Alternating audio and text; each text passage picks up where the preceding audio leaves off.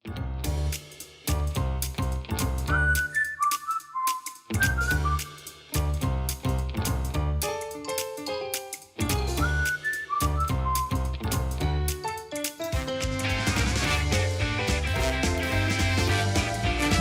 teman-teman semua, jumpa lagi bersama dengan saya Irma, Dan saya Patricia di podcast tanpa podium. Karena bahagia nggak butuh panggung. Bahagia Jetet. banget ya. Banget. Bahagia, mungkin sukacita kali ya. Sukacita. Karena seluruh perhelatan akbar sudah berlangsung. Yeay. Dan kita sudah Dengan menemukan tuntunan dan penyertaan. ya, menemukan FMS 21 GPIB yang baru. Yeay. Selamat bertugas menjalankan amanat, semoga jadi berkat. Ya, amin. Amin. Amin. Ini Ya. serius ya, selamat ya. Iya, Selamat. serius. Siapapun yang terpilih, selamat. Rendah hati, Mm-mm. jalankan tugas dengan baik untuk GPB yang lebih baik. Yeah. Semoga signal kita juga lebih baik karena aku lihatnya cepat-cepatlah kita berjumpa di sini supaya tidak ada lagi kendala yang menggindang ya. Tapi teman-teman Betul. nikmati sajalah. Iya. Kami sedang berusaha menerka-nerka ini sudah ada di detik keberapa ini? Iya. Dan yang pastinya kita senang juga, antara senang atau gimana ya, karena kita sudah ada di bulan November. Wadaidau, sudah 10 bulan telah berhasil kita lalui, pasti bisa nih sampai mengakhiri tahun ini dengan bisa. Tapi kalau lagi nggak bisa juga nggak apa-apa. Nah, karena itu kita di bulan November ini kita mau bicara segala sesuatu yang berbau. Segala sesuatu yang berkaitan dengan rasa. Rasa. Rasa apa? Nanti kita lihat. Iya, rasa dan asa gitu ya. Iya, betul. Karena memang beberapa waktu ini agak ada banyak hal yang meresahkan gitu ya. Berita-berita yang viral terkait dunia public figure pun juga dalam kehidupan kita sehari-hari. Nah, ada satu istilah yang berkembang tuh di tengah hiruk pikuk kehidupan public figure, Non. Yang muncul setelah ada peristiwa yang viral di Korea sana ya. Nanti teman-teman ngulik sendiri aja deh. Iya, terkait dengan drakor KSH gitu ya. Ya. Pemain drakor, maksudnya aktor. Ya. Tapi kita nggak mau bahas tentang aktornya, tapi kita mau bahas tentang istilah yang muncul kemudian ketika kasusnya beliau viral ya. Yakni beliau akrab bener. Berasa banget ya padahal dia kenal kita kagak. Ya, istilahnya itu adalah gaslighting. Nah, betul ya. Tadi salah nyebutnya waktu latihan ya. Gaslighting. Bocor lagi. Ya. Ya, gaslighting itu adalah tindakan memanipulasi seseorang dengan memaksa korban untuk mempertanyakan pikiran, perasaan, bahkan peristiwa yang dialami. Begitu. Sederhananya adalah tindakan manipulasi orang, sederhananya gitu ya.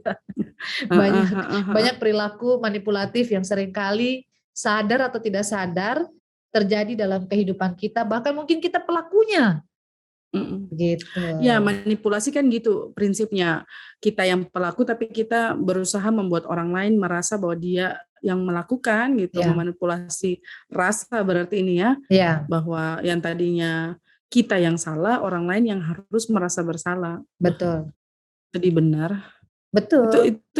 Itu gimana itu jadinya si korban itu, kalau korban gaslighter lah. Gimana sih? Ya, memang kalau bicara tentang korban pasti ada gejala yang ditemukan ya dalam diri si korban. Nah, simptom. Nah, ini juga mesti kita perhatikan ini, jangan sampai teman-teman tanpa sadar ternyata merupakan korban dari gaslighter gitu ya. Nah, kita coba dari tanda-tanda dulu ya bahwa seorang sudah menjadi korban manipulasi. Nah, ada satu artikel yang memberikan tanda-tanda bahwa seseorang itu telah menjadi korban dari gaslighter ya. Dia menjadi orang yang Iya. terkena gaslighting. Nah, yang pertama adalah dia merasa bahwa dirinya berbeda, Nun. Oh, Ya, oke. misalnya Maksudnya? begini, misalnya, kok aku jadi begini ya? Kayaknya aku Hmm, nggak gitu deh, gitu ya. Jadi dia jadi ragu kamu sendiri. berubah. Dia jadi Mungkin nggak mungkin percaya. mungkin gaslighternya bilang gitu, "Ih, kamu berubah deh. Iya, gitu Kamu ya. kayak gini, dulu kamu nggak bawel kok sekarang bawel," gitu. Heeh. Iya kali Bisa, ya, gitu. bisa. Sehingga dia cenderung menjadi orang yang lebih cemas. Ya Hmm, kan? Lebih cemas, dia hmm, nggak percaya diri. Dan mhm. juga tanda-tanda bahwa seseorang itu sudah menjadi korban dari seorang gaslighter itu adalah ketika dia selalu merasa salah. Oh, oke. Kerjaannya cuma bisa minta maaf. Minta maaf kayak yang di ini ya, Bajai Bajuri ya. Maaf. Maaf, Heeh heeh ketahuan ya tontonannya ya. heeh. Bajuri Ketahuan berarti ya. usianya. Heeh Ketahuan. heeh. Ya, jadi begitu. Karena orang yang kena manipulasi ini, dia selalu merasa bahwa apa yang ada dalam pikiran dia, perasaan dia, gitu. Bahkan Mhm apapun yang seringkali menjadi tindakan dia itu salah, dia rasa salah. Tapi kadang-kadang dia juga bingung, Non. Bagian mhm. mananya yang salah? Tapi pokoknya rasa salah aja. Kayaknya kita pernah begitu ya. Ini, Aku korban gaslighter ini. mm-mm. Aku Heeh. juga pas lagi ini kadang-kadang kita minta maaf, padahal mungkin kita nggak tahu emang salah ya kalau aku mikir gitu ya. Heeh Apa heeh. aku salah ya aku punya perasaan begitu ya gitu ya. Dan itu Itu kayak gini, kayak WA ada notifikasi tapi ya, kita sebenarnya kan kita mau balas atau enggak kan terserah kita. heeh, Tapi orang kemudian kok nggak balas gitu, atau heeh, apa ya, memaksa orang lain untuk, "Oh, susah betul ngubungin orang ini bla bla bla bla." ya, Mungkin situasi sulit kayak nggak semua hal harus direspon ya, ya, tapi ya, kemudian kita jadi ngerasa, aku akan merasa salah kalau ada notifikasi banyak gitu. ya. Itu termasuk gaslighting nggak sih? Nggak tahu lah, merasa salah padahal sebenarnya nggak perlu juga salah-salah amat gitu, kayak semua harus dibalas gitu. Ya, karena ya orang kan nggak tahu kalau kita sibuk ya, sibuk bernafas. Sibuk menata hati. Nah, itu contohnya. Berikutnya lagi, seorang yang sudah menjadi korban dari gaslighter, dia akan merasa Mhm, terisolasi dari keluarga dan temannya. Jadi merasa mhm mhm, sendiri. Itu yang seringkali membawa mereka dalam keadaan yang putus asa. Jadi kayaknya bangun mmm, pagi itu sesuatu yang bukan menyukakan hati mhm gitu ya. Bahkan melakukan mhm segala aktivitas yang tadinya mereka sukai, mereka nggak bisa nikmati itu gitu. mhm. Jadi sampai sampai sebegitunya ya. Ini kalau orang kena beginian nih kasihan bener ya. Jadi dia sulit juga untuk membuat keputusan dalam hidupnya. Kayak, ya itu kayak kejadian kemarin ya, kejadian Iya, yang viral itu yang aktor itu bahwa, ya kamu harus aborsi misalnya, iya, nanti begini dan begitu ya, akhirnya iya, dia mikir, tidak jadi dia memutuskan bukan untuk dirinya, tapi iya, untuk orang yang memanipulasi iya. perasaannya. Jadi ini pelecehan rasa ini, Pelecehan rasa. emosional ya. Heeh, iya dong. Iya, harusnya dia nggak Betul. bisa begini begini begini, tapi karena dimanipulasi sehingga, "Oh iya Iya, ya, kita betul. harus sesuai saya harus lakukan seperti yang dia katakan, karena Mhm. memang situasinya nanti tidak menguntungkan." Padahal tidak Iya, menguntungkan buat kita, dia nggak peduli, yang iya, penting itu menguntungkan buat dia, gitu. iya. Mhm mhm mhm. Jadi Kok hati-hati emosi ya. aku ya? Heeh Iya, heeh. jadi hati-hati memang kalau kita mau apa ya, mau bicara sama orang ataupun kita mau mengambil keputusan bersama ya dalam hal Mhm ini. mhm. Jangan sampai ternyata kita juga menjadi pelaku yang memanipulasi orang sehingga mereka mengambil keputusan yang sebenarnya sulit bagi mereka cuma supaya keadaan aman aja, damai aja, yang pihak sana yang Mmm, lebih mhm. disenangkan padahal mungkin diri sendiri nggak nyaman dengan itu ya. Itu yang mesti kita Betul, pahami sih. Itu kalau tanda-tanda dari pihak korban ya Non, yang mhm. berkaitan dengan korban gaslighting dari gaslighter. Jadi ketika Usi cerita soal gaslighting ini, aku kemudian cek kan, Hmm. sebenarnya kayak apa sih pelaku itu gitu, Mhm. apa yang dia kemudian lakukan sehingga orang bisa termanipulasi. Nah, akhirnya ada artikel yang bicara soal 11 kalimat yang sering digunakan untuk memanipulasi perasaan korban gitu. Yang pertama dia akan berucap begini, berhentilah bersikap insecure. Mungkin ketika entah pasangannya, entah rekan kerjanya, entah bawahannya bicara soal aku kok nggak aman karena kamu begini gitu. Jangan seperti ini dong, atau aku kenapa ya kamu jarang komunikasi, kok aku jadi takut kehilangan kamu dan lain sebagainya. Stop insecure, kamu tuh terlalu insecure. Lalu dia pergi tinggalin gitu. Jadi akhirnya bukannya membantu entah pasangan, entah orang yang sedang menjalin relasi dengannya menanggulangi rasa insecure-nya itu, malah kemudian dia mengeluarkan kalimat yang demikian sehingga makin korban tuh makin ngerasa bahwa ya aku berarti cuma insecure doang gitu. Kayak tadi Uci bilang, ngerasa bener nggak ya gitu. Yang kedua tuh dia bicara soal kalimatnya, kamu terlalu emosional, sensitif. Itu sering tuh.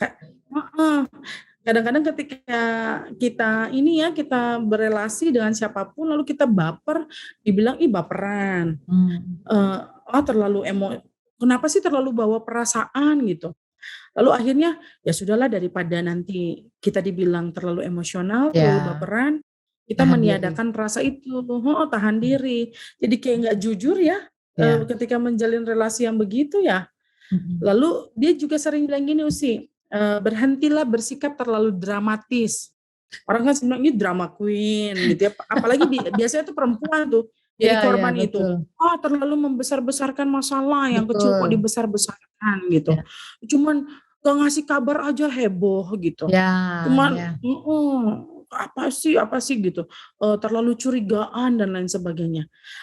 Padahal kan bisa energinya untuk bicara seperti itu bisa dia alihkan dengan dia tuh maunya gimana ya gitu. Yang like and dislike-nya ketahuan gitu ya, supaya bisa baik komunikasinya. Iya, jadi kemudian akhirnya si korban jadi nggak objektif, ngelihat perasaannya, jangan-jangan aku nih terlalu drama, terlalu berlebihan. Jadi antara di gaslighting gitu atau kitanya memang drama tuh kayak jadi bingung membedakannya gitu. Betul. Terus kayak itu kan hanya bercanda gitu.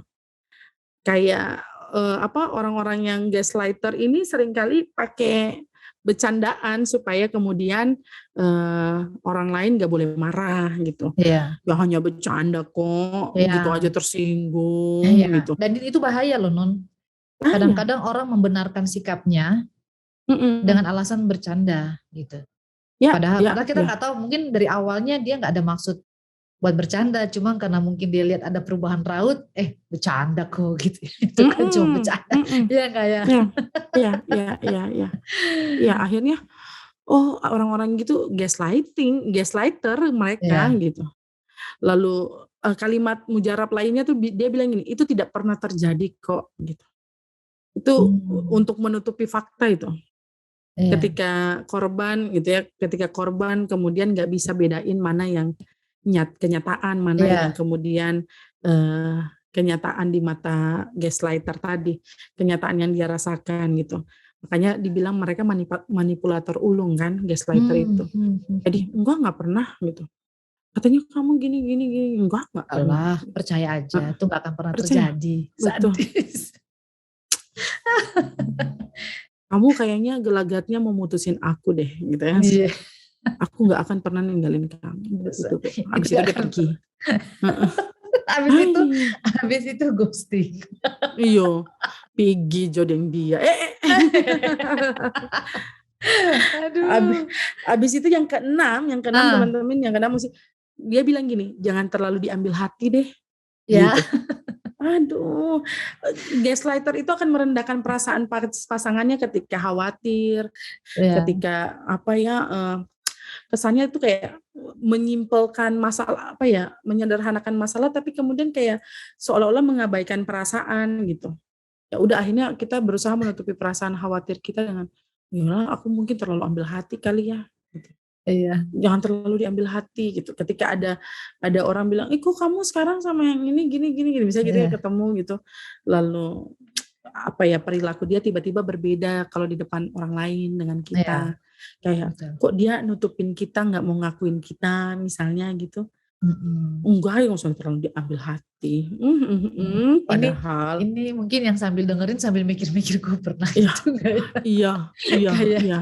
Karena heeh, karena, eee karena kalau ngelihat dari mmm, beberapa kalimat ini belum semua tuh ya, Non, ya. mhm, Tapi mhm, kalau lihat dari baru 6 nih. beberapa baru 6 aja tuh kayaknya udah relate banget tuh.